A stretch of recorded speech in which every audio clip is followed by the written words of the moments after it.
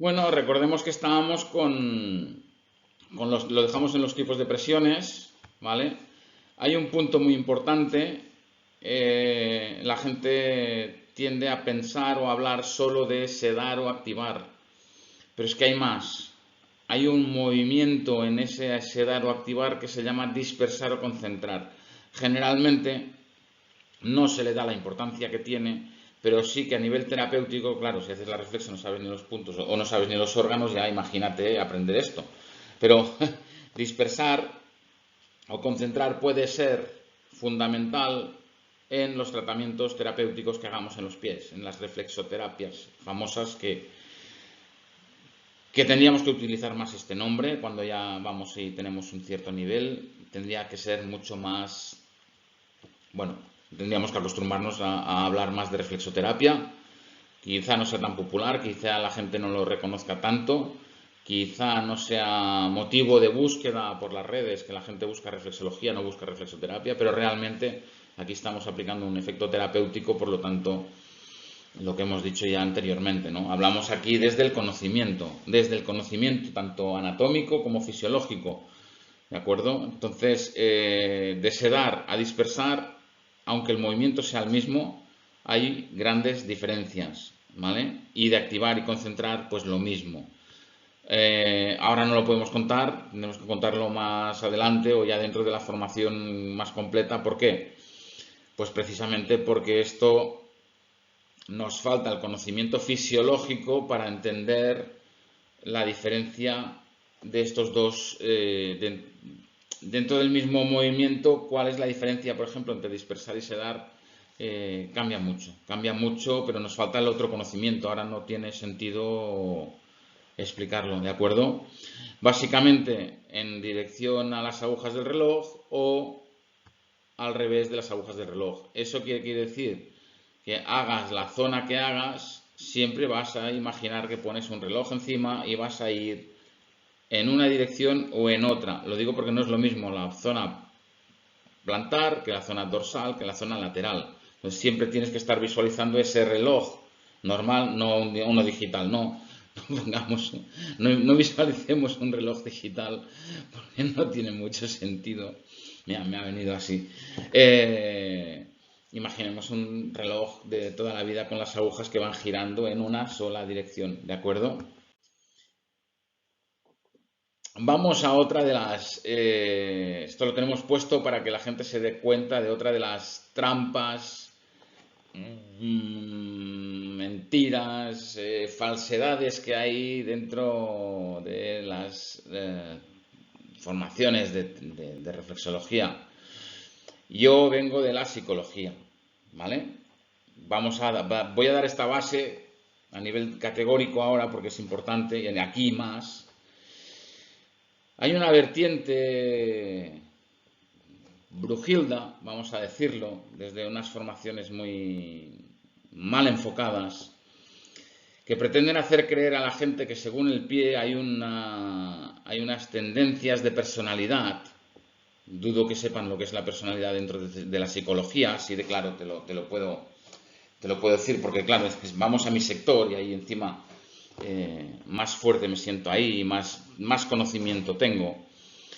Entonces, pretender eh, que todas las personas que tengan un pie egipcio sean iguales, o unos trazos de personalidad iguales, o cuadrado polinesio que tengan, o griego, o sea, vamos pensando, ¿eh? Un pie romano, no, o sea, es como creerse que cuando vas a leer el periódico con los horóscopos, todos los acuarios les va a pasar lo mismo ese día.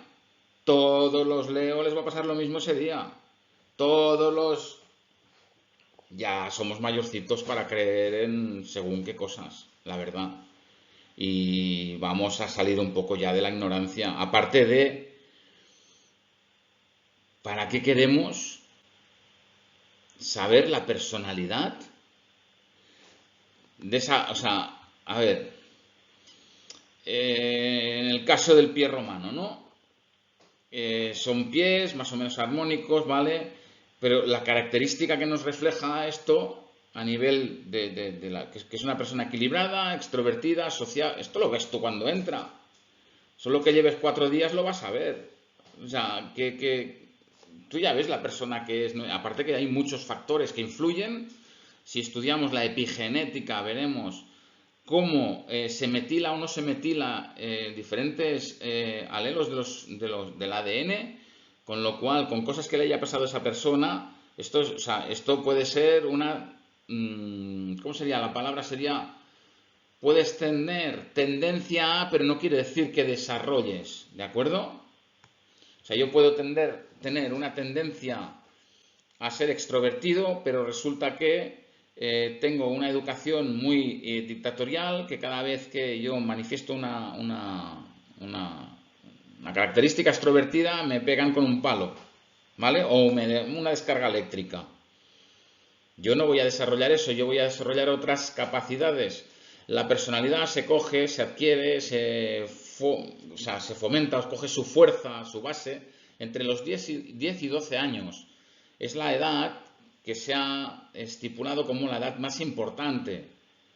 Y eso requiere de todos los factores ambientales que se produzcan durante eso, aparte de lo anterior, durante esos 2 años, todos los factores ambientales que se hayan producido ahí van a generar que la personalidad vaya hacia un lado, hacia otro, y empiece a elaborarse por un camino o por otro. Entonces, ¿quién se atreve a decir que según el pie, esa es la personalidad es una barbaridad, es es un insulto directamente a la psicología, es un insulto a todos los estudios que hay, a todas las formaciones que hay, los avances que hay? Esto que me dices que en la Edad Media, porque no había más conocimiento, no había más recursos, no había...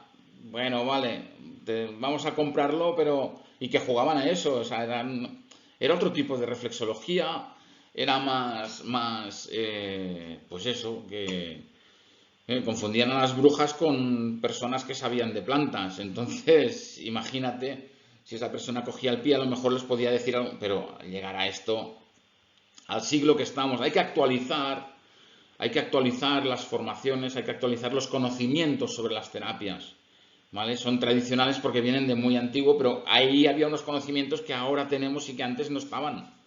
Entonces, no vayamos a estar repitiendo como si estuviéramos dando información de la época feudal, aunque estemos en una parecida, ¿no? Pum. Pero seamos coherentes. Hay mucho conocimiento ahora y hay mucho como para ir y decirle a una persona, aparte ¿qué pretendes? O sea, ¿qué pretendes diciéndole a una persona, eres una persona extrovertida o es una persona introvertida, tienes no sé, ¿qué pretendes? ¿Qué objetivo hay detrás de eso? ¿Ser un gran terapeuta o ser un adivino o ponerte por encima de la persona o demostrar que sabes mucho? O sea, ¿en qué influye esto a la hora de plantear el tratamiento a través de un protocolo general de los pies y un protocolo general o un protocolo particular con la patología que presente la persona? Nada. Nada es nada, absolutamente nada. No estamos haciendo un tratamiento de psicología, no estamos haciendo un tratamiento de mejora de la personalidad, que esto requiere mucho, aparte de una carrera, lógicamente. ¿Vale? Estamos hablando de simplemente reflexología, reflexoterapia, unos puntos a través de los cuales desestresamos, relajamos los órganos y así empieza a generar y segregar un tipo de hormonas en sangre, el sistema endocrino, que hace que todo se vaya regulando.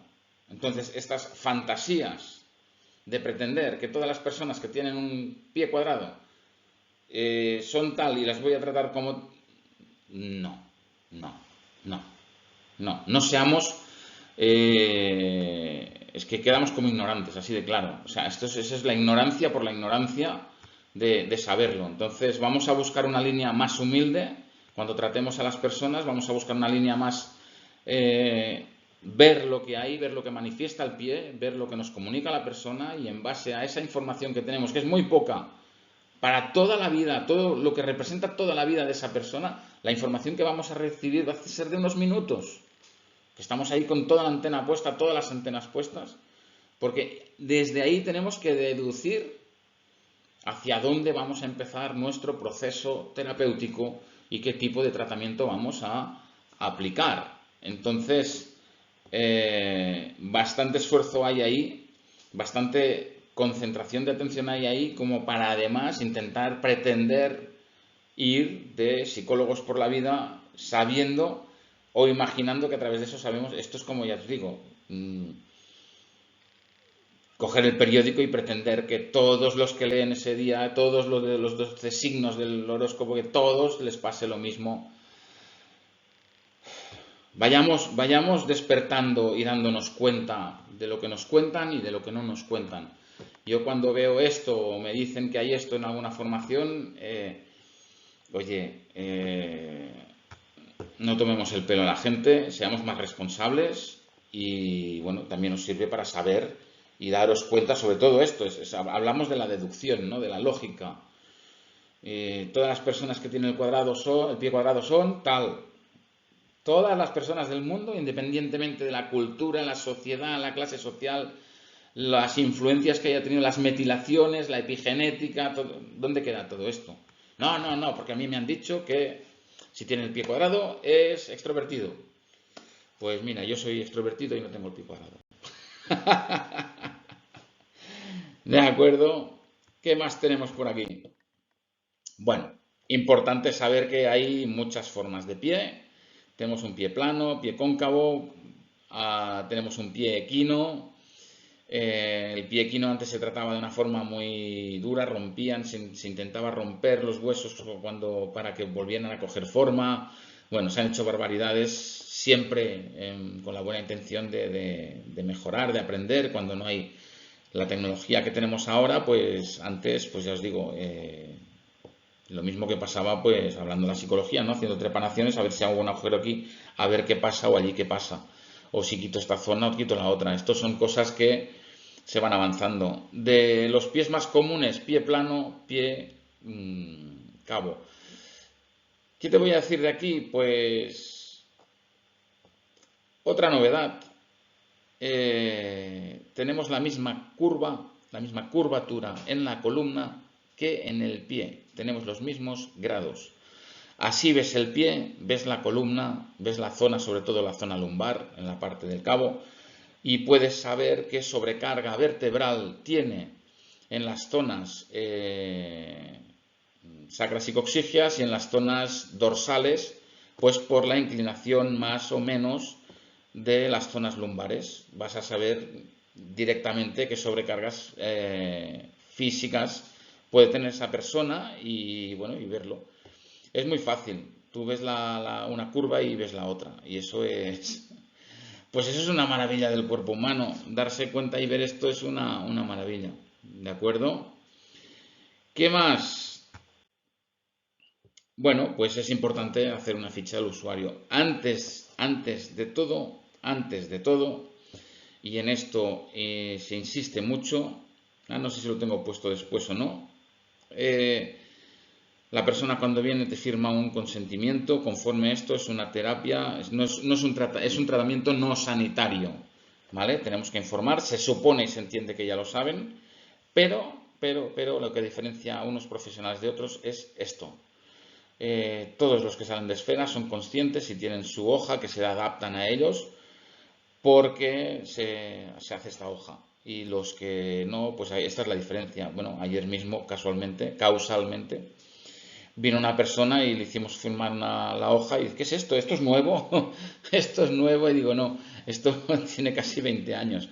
Pero, claro, cuando una persona viene y se da cuenta de esto es como un impacto, ¿no? Dices, wow, pero si esto nunca lo he hecho, digo, pues donde has ido no te han tratado de forma profesional. ¿Por qué? Porque no han recibido la formación de forma profesional. Y esto es así de claro y así de grande. Lo que no puedes hacer es que que venga una persona y no cumplir con las partes que tenemos que cumplir. ¿Cómo vamos a pretender que nos tomen en serio, que nos tomen como profesionales si no hacemos las cosas? Tú vas al dentista, tú haces tu ficha, te cuentan, firmas los consentimientos, vas al médico lo mismo, vas al fisio lo mismo y te vas a una terapia tradicional y hola, ¿qué tal? ¿Cómo estás? Pasa. ¿Qué es esto? ¿Qué es esto? ¿En serio? ¿Cómo vas a pretender que nos tomen en serio? Es más, si no te enseñan esto en una formación, bueno, pues ya tienes claro dónde estás, es así de claro. En un lugar donde vayas, si no te cuenten esto, pues esto es la base. Es una base de la atención a la persona, al usuario, Esta es otra de las cosas que nos enseñan para distinguir centros de centros, ¿vale? Que bueno, ahora viendo el vídeo también lo tienen bastante fácil, pero claro, eso requiere que hay que esforzarse. Hay que esforzarse para copiar, pero por mucho que se esfuercen para copiar, hay que enseñar, hay que inculcar, hay que generar el hábito en las personas para... Es que a veces oigo ruidos, hay que generar el hábito en los terapeutas, futuros terapeutas, en hacer esto que es muy importante, ¿vale? La hoja de consentimiento es una cosa y la otra es la ficha. Nombre, edad, peso, te la adaptas a lo que eres, a cómo eres y la puedes hacer en el mismo momento, la puedes hacer después cuando la persona se va. De hecho, con la hoja de consentimiento ya tienes algunos datos de aquí. Peso y altura es relativo, pero nos interesa para saber y poder hacer el cálculo de si está dentro de una normalidad, un exceso, una carencia o ya un exceso de exceso. Y DNI, bueno, vale, mail y teléfono, pues porque para si tienes que contactar con la persona para el seguimiento, etcétera, pues importante, ¿vale? Luego hay unas normas para los datos, que esto lo contamos en la formación y que también es importante. Supongo que si has hecho una formación sabrás que hay, o has hecho otras formaciones, sabrás que hay que, ¿cómo se llamará? Algo de los datos, no me acuerdo cómo se llama la palabra.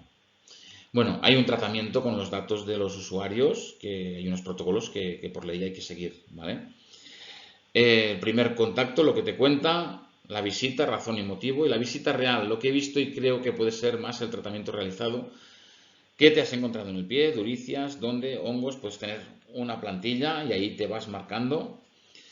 Y luego al final de la visita, lo que te cuenta ahora, cuando la persona está relajada, su discurso puede variar mucho de cuando está tensa. Y de lo que te cuenta al principio a lo que te cuenta al final puede variar mucho, ¿de acuerdo? Y las próximas visitas, pues plantear cuándo van a ser las próximas visitas y, bueno, irlas calculando y según lo que se vaya a tratar, ¿de acuerdo? Yo creo que lo dejamos aquí y ya seguiremos en la siguiente. Me salen cápsulas, pues siguiente cápsula, siguiente tema, ¿de acuerdo?